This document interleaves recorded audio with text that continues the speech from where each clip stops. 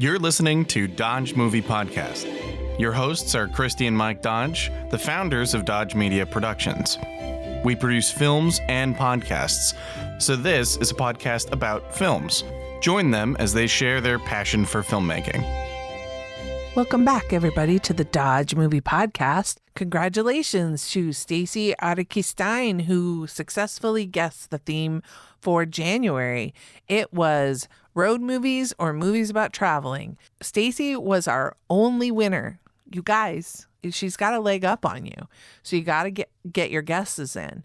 This next month for February, look at our social media for clues and look at the 4 films we chose for clues. I think this one should be easy for everybody. So get those guesses in through email, Christy@dodgemediaproductions.com.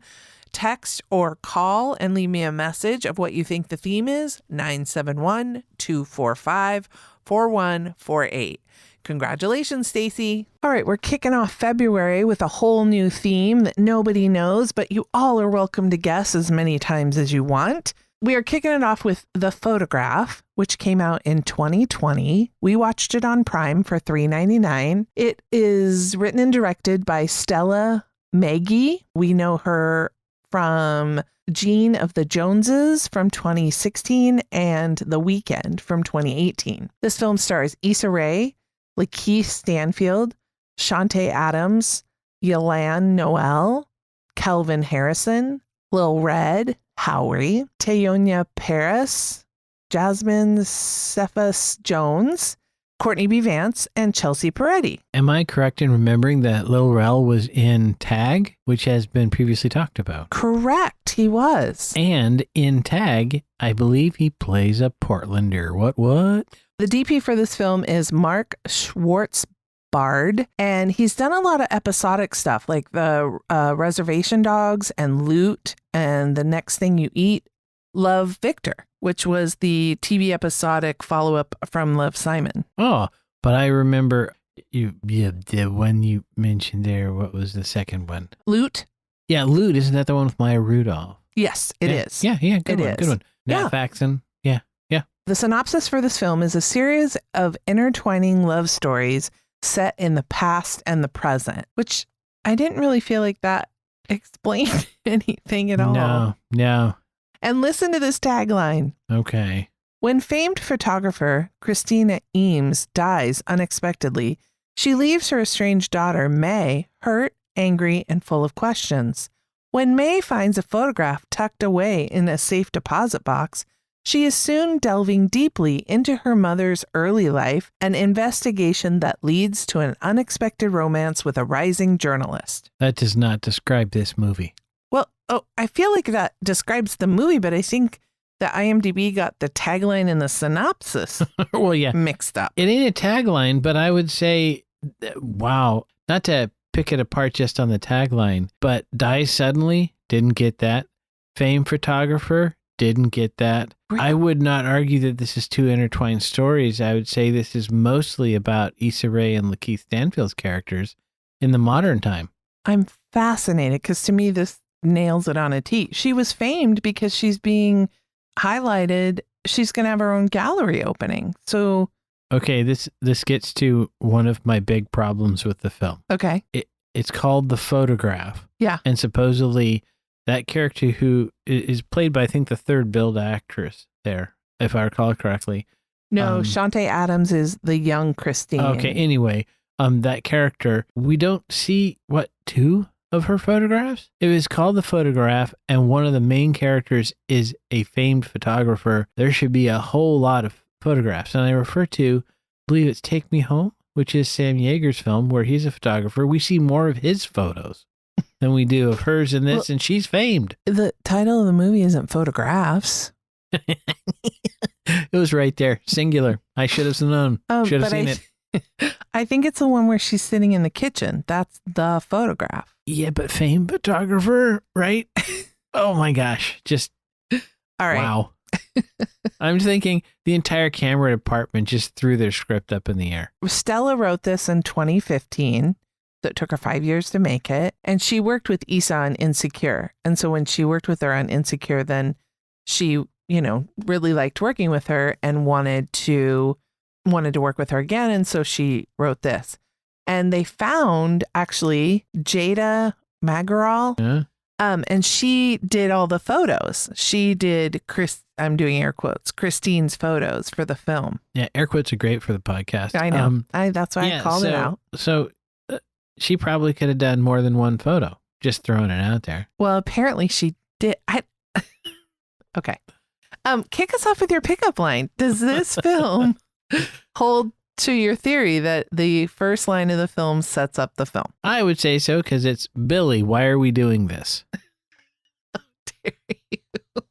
Well, I mean, I'm not being snarky, but a little bit. Okay, for humor, because that's what I do. But yeah. I do think it works. At least the why are we doing this part, because I think that was LaKeith Stanfield's character. I think his name is Isaac in the film. I think that was a good question. Why is he doing this? Right? He kind of, uncovered it as the story went on. Why was he hooked into the story? Michael Block was his name. Okay, his name is Michael. Yeah. There was, young Isaac. Isaac was, I think, Christine's love interest. That was, okay, yeah, okay. All right. Yeah, that was the guy, that actor was on Insecure, right? Right. Name starts with a Y, but it's difficult to pronounce for me. Yes. I butchered it. I apologize, sir. I felt like early in the film, the cinematography, everything kind of had this blue hue, even like inside and outside. Everything was dark, underexposed. I have a note here that most scenes were underlit, and I thought perhaps what our DP was trying to do is make it more like black and white, which is what the photograph was, black and white of an era. Mm-hmm. So that was my thought, but I did notice it was really dimly lit, so much so that it didn't make a lot of sense to me in some cases. For example, when Michael and May first meet, I think that's Issa's character, right? Mm-hmm. They're in this curator's room, and there's a bunch of stuff, and it has like one 40-watt bulb. Yeah. And I don't believe any curator would have that crappy of lighting when they're looking at stuff, right? I mean, it would be really well lit. It's almost like a 911 center that's really poorly lit. Right. Well, I'd love to send an ambulance your way, man, but I can't read my notes. Yeah. Okay, it's moody. I get it, but yeah, it was kind of cool sometimes. Like if they're in a bar at night, it works. Yeah, that made more sense. Bars are very dark. Yeah, right? You're right. That's, but it was just kind of, and so they had when there was the storm and when they were walking on the streets, some of that made some degree of sense. But then there are other times when it was done and it's kind of like, but it was moody. Yes. Definitely. And then it opens with a video clip, and we can tell, we're kind of, I believe it fills the whole screen. I don't think we're seeing the TV, but it's almost like we're watching somebody watch this clip, and it's very dated. It's clearly a 1980s kind of esque. And somebody's interviewing May's mom, Christine, and she says, I wish I was as good at love as I was at working. And I felt like, I think we had to kind of get into it so that the audience doesn't lose the impact of that line. But that also would make a great first line, because May goes on to almost mimic her mom's inability to express and accept love. Right. That was 4:3 aspect ratio, which would be accurate for something shot in 1989. But the picture quality was 2020 high def. And I was curious, you as a filmmaker in that situation, because that was a choice, right? They obviously consciously chose not to grainify it or make it look crappy. And I'm curious where you land on that, because my instinct was, maybe they should have made it look like VHS from 1989. The picture quality, lower the picture quality to match the aspect ratio so that it looks exactly like it would be. But so I'm just curious where you landed on that. Did that bump you to see that it was really high def picture quality, even though it was a 4:3 ratio and was supposed to be shot in 1989? Well, now I feel like I'm taking crazy pills, because I felt, so I know in the bottom corner was the like pixelated digitized time code. And are you saying, and I felt that the picture quality was grainy. Okay. Well, I don't know, maybe I remember the 80s as being worse video quality. But I made a note here that it was really good picture quality for 89. Well, I mean, I'm sure that obviously they shot it in 2020. Yeah. But you could digitally. But yeah, you can add grain. I've done it. Yeah. So I was just curious, but you felt like there was some. Okay, well, that answers the question then, right? I think that made sense in my to memory, me. but now I'm questioning my. Right. Well, sorry about that. But it's interesting that you mentioned that line is good at love as in working, because I feel like the character of May's mother, and maybe May to a certain extent, but particularly her mother, had a character flaw that you tend to see in men in movies. That she had a hard time committing, and that she would run away from commitment, like literally run away, physically go to a new town. And if you swapped the gender, that would have been, no one would have blinked, right? That we've seen that many times. So I thought that was an interesting writing choice. Yeah, I think that they explained it as we learn who Christine was, and her mother was not affectionate and loving to her. And I think that Christine felt more comfortable in the realm of her photography. So I think that we're just to see that, and I think it's May's wrestling with, I'm repeating what she did. I didn't like it that she wasn't affectionate and loving towards me, but now I'm having an inability to receive affection and love from men. I wasn't being critical of that writing choice. I actually thought it was a neat choice. And I thought the character was believable. I just noted that that's a character flaw that we don't often see written for female characters. Right. I'm thinking of Isla Fisher, character from Wedding Crashers. Yeah, exactly. She's the exact opposite. Yeah. And in fact, you see how it carries through, because after Hurricane Nookie, he ghosts her, and she's very tolerant of that, which again goes against like the Isla Fisher. I liked how they used Michael, the reporter, who is doing a piece about Christina. I liked how they used him so that we could get to know her mother, which also kind of introduces the flashbacks, so that through his eyes and through his investigative reporting, we learn more about Christina and Isaac, and then the man that she ended up marrying, who May felt was that father figure, even though it seemed like they both knew that he wasn't her father. Yeah. And I feel like he knew he wasn't Christina's true love, that she always longed for Isaac. Yeah, it could be. I could see that. I felt like I liked that character and wouldn't have minded seeing a bit more of him. I felt the film was stronger in the first half, and then it kind of, for me, lost steam in the back half.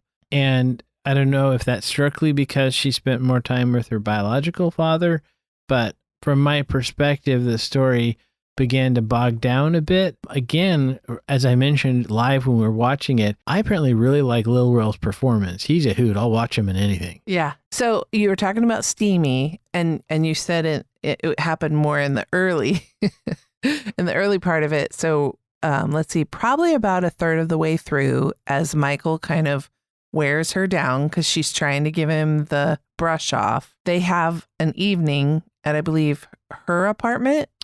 Or was that his apartment? I think it was supposed to be her apartment in the Boom Chicka Wow Wow. Right.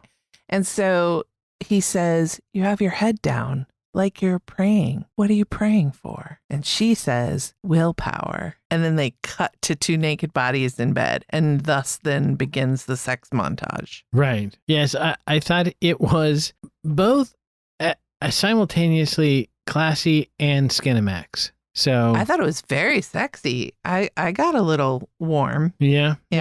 It was steamy. Huh. I don't know if I kind of got that.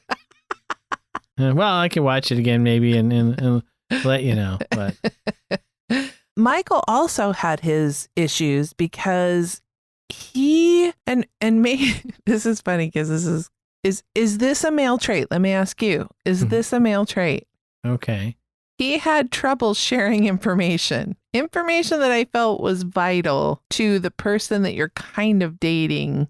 Mean I've applied for a job in a foreign country on the other side of an ocean? Yeah. And how do you feel about that? Like, If I were to get it, what would you think? I think that's a weenie move from either gender. I would not say that is a stereotypical male trait. I could see it more be he would tell her once that he was applying and then not update her. And she'd say, what's going on with the job? And he would say, well, nothing, because I haven't told you anything. So thus, I could see that. But no, he was definitely very much feeding back to her distance, her running away. Yes. And I think he was even frustrated because I believe there's a moment. This is why we have to record the podcast right after we watch the movie. I feel like he felt like she was giving him the brush off. And so he was like, all right, well, then I'm going to carry forward with my life and I'm going to go get this job. And then she was like, oh, wait, I think I like that guy. And so then she went to kind of chase him down. And then he tells her about the job and she's like, well, when we... Yeah. Right. Again, I think if we swap the genders, this would be very recognizable. Meaning that he would be the female, or he would that the male character doesn't want to commit until the female character then moves on, and then he's like, "Oh wait, just a second, I really do." So, like I said, I don't say that's a criticism. I think it's kind of an interesting gender switch. Yes, I like it.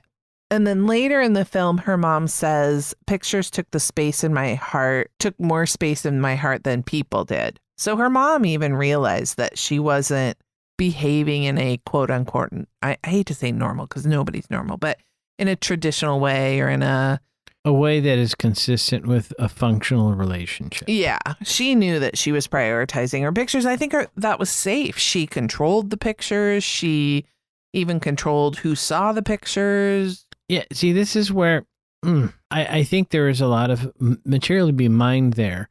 It's maybe a little cliche, but I think a lot of photographers do enjoy being behind the camera, capturing others. And there is a certain distance in that, a certain objectivity. And I think given that character, looking a little bit more into her working as a photographer would have, I think, allowed us to explore that a bit more, right? Yes. Yeah, I think she tried, but not nearly as long and as involved as The Holiday. But it very much this was a telling of two love stories, and they are kind of intertwined because of the familial relationship. But it's a balance. How do you fully tell Christina's story while still telling May's story? Right, and that was what we talked about earlier. Is I felt like May got more weight in that storytelling than Christina did, and to me, I think it would have worked better. I would rather have a little more weighting toward Christina, in my opinion. But I wonder if it's Stella saying, kind of looking more introspectively, how we are influenced by our former generations and kind of what they went through, and because we saw that Christina's mom was very abusive, to be a bit cynical, it is the business of show, and East is a big name. So show her mom. Yeah, absolutely. Yeah. Absolutely. At the very beginning, I liked, it's a common trope, but I appreciate it when he's listening to music. Yeah, he's in the car and it's non-diegetic and it moves to diegetic. So it sounds like it's just music under the film, not part of the movie, and then they lower kind of or increase the boom or something kind of, and so it feels enclosed into the car. Was there any head trauma in this film? Not that I caught. I don't think so. But as we previously spoke, there was some smoochies. Smoochie, smoochie, smoochie. There were some smoochies. I made note of Michael and May kiss in the bar, and then during the hurricane in her apartment. And then later, he kisses her to shut her up outside the Kendrick performance, which is a classic romantic move. Stop tucking, smooch. Chicka, chicka, wow, wow. Presumably there is some kissing there, but I believe the parts that we saw, I apparently didn't respond to them quite as much, but I thought it was just general naked bodies rolling around with poor lighting. The power had gone out. That is explained in that scene. And Issa Rae doesn't want to do nudity. That's also fine. It's a business of show. I thought it was artfully done. It was. Well, so I've already mentioned a car. So driving review, please. Okay, so I thought the late model Ford Taurus rental car that Michael has when he goes to talk to her biofather is appropriately boring. But he seems to get the same exact car every time he goes down there, and it doesn't happen a lot with rental cars. There's a 70s era Dodge Ram pickup. Great choice. Strongly support that. There's a brown Ford or Cadillac. Oh my gosh, that's why I love Cadillacs. Did you see you could sit 4 adults comfortably in each one of those bench seats? That car is the size of a battleship. I loved that era. Those were the days. They were. Uncle Bud and I would have really enjoyed driving that car around. I wanted to know how hard it was to get an 80s era correct Greyhound bus, because they did a good job of that. And lastly, though, a little bit of a criticism here from the Eyes on the Road department. Isaac spends more than 5 seconds straight staring at Christine in the passenger seat when he is driving the motor vehicle. And that is not allowed. True love. Yeah, true dead. So, guys, when you're at the controls, eyes on the road. Shall we go to the numbers? Let's go to the numbers. Okay, before we go to the numbers, not to trigger anyone, but this film came out February 14th, 2020. So it made that weekend $12 million. By the next weekend, it had increased to $17 million. Okay, doing well. The week after that, so now we're at the end of February, $19.6 million. Okay. And then 2 weeks later, it capped out at $20.5 million, because basically after that, theaters closed. Right. So it made $20 million and it had a budget of 15. Okay. That's so not good. But I don't blame the film, because it was going along pretty good. I wish it could have had its full run. Yeah. I do think that it wouldn't have done gangbusters, because, as I said, I think the second half of the film started to lose its way a bit. But I think it would have done much better if they had kept the theaters open. So curious. Unfortunately, I hope that's not held against the director or the stars, because I don't really feel like those numbers are representative of what their work was. I agree. It got a 6.1 out of 10, which I do feel is low. What would you give this on IMDb? I think that's about right for 6? me.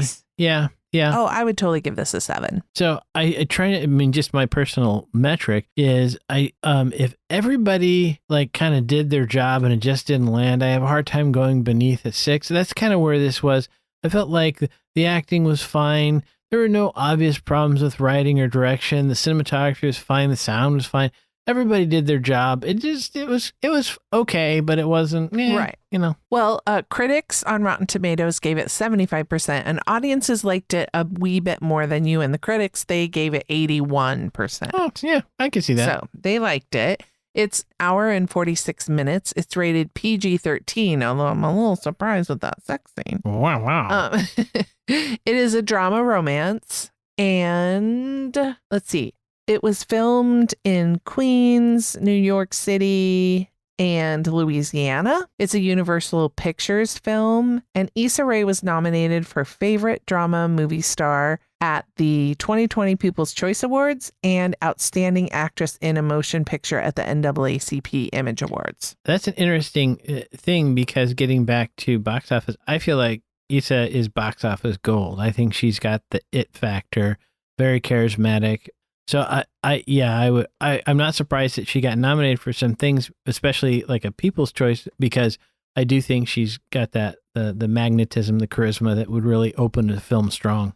I think she's great because we obviously know she's very comedic, but then she also, I feel, nails drama as well. Like in this piece, and we've seen it in Insecure, she can be dramatic and do a good job. Yeah, I think she's very talented. Yeah. But that kind of the business side, with that smile, I'd put her on the red carpet any day. I know. She would put butts in seats, I think. Yeah. Speaking of which, if her agent is looking for some short film work, some really good quality independent filmmaking, well, let us know. I feel like she's a little busy right now. Maybe so, but you never know. You never know. Might want to come up to the Northwest and hang out for a bit.